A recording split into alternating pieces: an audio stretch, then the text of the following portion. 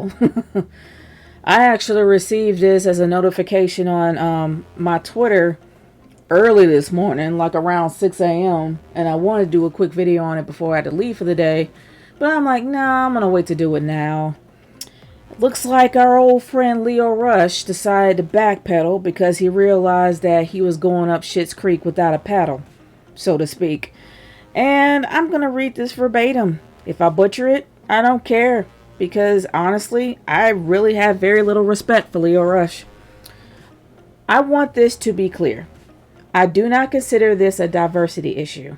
And I at no point have thought or said that AEW or Tony is racist. We can clearly see that wrestling as a whole and the AEW roster is perpetually diverse. The issue at hand was a racial insensitivity issue. Gosh, I can't speak today. Having spoken to Tony and Mega, I guess that's what her name is. I guess that's what Big Swole's name is. We have discussed the endeavors to further understand the struggles of the black community. I'm grateful to be able to understand more about Tony and Mega's own ethnic backgrounds. No, I think that's the exec. On ethnic backgrounds, and glad that they are actively seeking input from an African American perspective.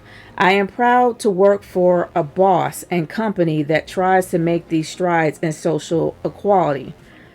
I look forward to working with Tony to keep making steps towards positive change. Yeah. Sure. I'm sorry. This is straight up backpedaling. I'm sorry. He actually does have more, and it's incredibly long. But the one thing that I honestly really hate for most black people to say is our struggle, like in the black community, our struggle. The reason why I say that, because in my humble opinion, we don't struggle the same. Everybody's struggles are different. And the one thing that my friend Irvin said this morning after I talked to him about this after I got the message is that, so you're saying that my struggle as a black man working a minimum wage job is the same as a struggle of a black man who is a millionaire or a billionaire? You're saying our struggles are the same? He has a point. They're not. Everybody's struggles are different. We're not attached to each other. We're not, connected to one another. We all have different struggles. The fact that he keeps saying that, I'm like, bruh, you don't speak for me. You're never going to speak for me. I really wish that most black people stop putting us into a freaking box. It's annoying. Don't put me in a box, especially not with you and your ignorant ass. Sorry, I'm trying to keep the language down a bit. But anyway, I'm just gonna read this last part here. We can all clearly see that wrestling as a whole and AEW. Oh yeah, wait, I've already said that already. Okay, I pray that. Okay, here it is. I pray that 2022 is a year of positive change in all aspects. Happy New Year and God bless. Hashtag be the change. Yeah. I had it divided into 3 sections. That's kind of the reason why I got butchered it. But do I really care if I butchered anything that Leo Rush has to say? Not entirely. Because Leo Rush still needs to learn how to stay in his lane.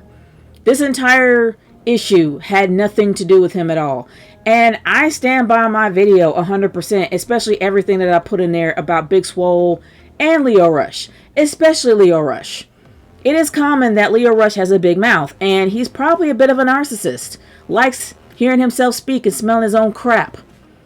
I really wouldn't be surprised that he thought that he was leading the charge, that he was making a change. What change?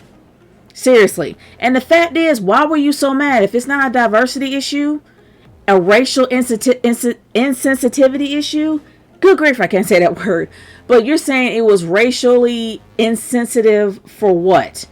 What came out that Tony Khan said was racially insensitive? I'm not putting Well, shoot, I'll put it back up there and I'll let you guys see for yourself. But no, there was nothing racially insensitive. He was pretty much showing you that, hey, we are diverse. And both of the guys that actually are leading the charge are brown.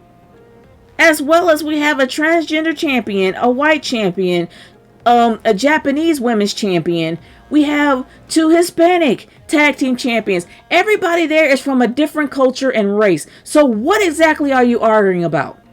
What exactly was the problem? If you're going to backpedal, and this is what I really pray happened. I pray that his wife not pretty much verbally slapped some sense into him. I'll say verbally. I pray that his wife verbally slapped some sense in him and say, look, fool, we have children. We have mouths to feed. You have a family to take care of. Stop being stupid and trying to be an advocate for a message that has nothing to do with you, and protect your family. I hope she did verbally slap some sense into him, because he does.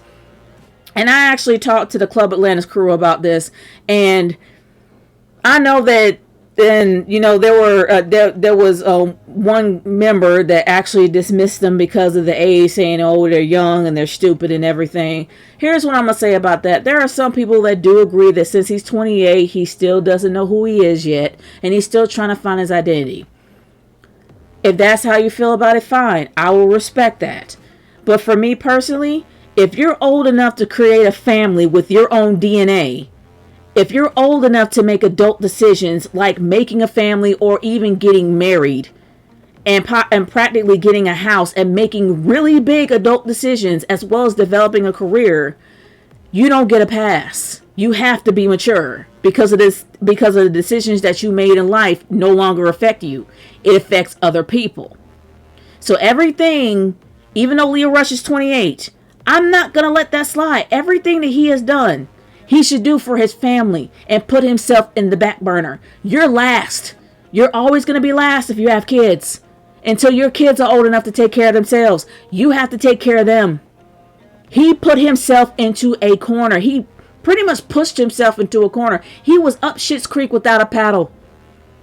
That was his problem. He got into somebody else's lane, pretty much cursed out his boss on Twitter, and you forget that is your boss. That is not your friend. That ain't your homie. That is your boss that signs your checks. And I honestly think now he probably gets the idea. I screwed up bad. So I'm going to write a message on Twitter trying to renege everything I said and make it look like that, I learned my lesson, and let you guys know that I wasn't like this. It wasn't like this. It was like this. Honey, you screwed yourself anyway. No matter how much you try to backpedal with a stupid message or a statement that you put on Twitter, you're already up Schitt's Creek without a paddle, and you're going to stay there for a while. To be honest with you, it may not be like how it is in WWE. I'm not going to say he is going to have a push that's going to be lowered or disappear or eradicated, or I'm not going to say any of that because I don't know how the fundamentals behind the scenes of AEW works. I'm not going to make that assumption. But I will say that you're going to lose the respect of the locker room. You're going to definitely lose the respect of the execs because they're not going to put much faith in you. And your boss, Tony Khan, is going to look at you differently because you decide to run your mouth. This is going to be a hard lesson for you to learn. A hard lesson for Lio Rush to learn. And this goes out for anybody that acts like him. That's a hard lesson for you to learn because that means you got to work twice as hard to get to where you want to be. He set himself up to work hard. Do I feel bothered or upset by this guy, or do I feel sad for him? And I know it sounds like I'm upset and bothered. I'm not really. But the fact is, this guy set himself up to fail. He really did. I hope he did learn his lesson like the ACH did.